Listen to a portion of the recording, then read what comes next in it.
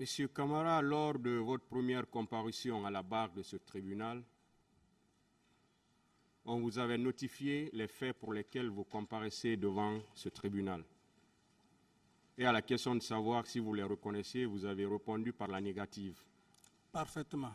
Alors vous avez la parole aujourd'hui pour dire au tribunal ce que vous savez dans cette affaire. Merci, Monsieur le Président. Je voudrais, avant de parler des événements du 28 septembre 2009 et donner ma part de vérité, commencer par une pensée aux victimes et aux familles éplorées et à tout le peuple de Guinée. Je veux parler de cette pensée, m'incliner devant la mémoire de toutes les victimes, présenter mes condoléances aux familles. Et également, ma pensée va vers le capitaine Feu Joseph Makambo, Loi, qui a perdu sa vie pour me sauver. Si je suis devant ce tribunal aujourd'hui, j'ai pris le Dieu le Tout-Puissant de le garder dans son paradis éternel. C'est l'occasion pour moi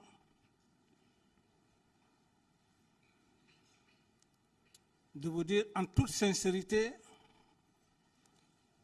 cet homme, depuis que je suis venu, à chaque événement, ou même pour la surprise que M. à la maison centrale, j'étais sérieusement perturbé. Et je ne voulais pas en ce moment vous le dire, donc une parfaite insécurité. Un homme qui a tenté de vous assassiner par la grâce de Dieu, par ma force, que cet homme surgit devant vous pour se repentir. Je ne voyais que Feu Joseph Makambo. Et j'en passe. Je n'ai pas fait cas parce que je suis un officier d'état-major.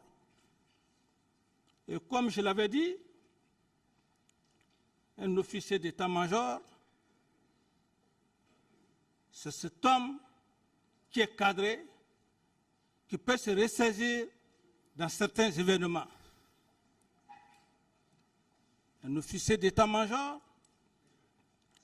c'est cet homme qui accepte de respecter la loi, de se présenter devant son peuple.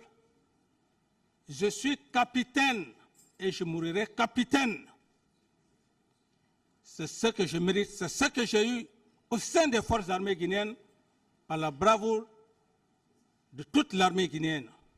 Si je suis devant vous, Monsieur le Président, sachez que c'est mon patriotisme qui me fait venir ici, Monsieur le Président. Autrement, je ne serai plus là. Ou tout au moins, je n'allais pas accepter de venir.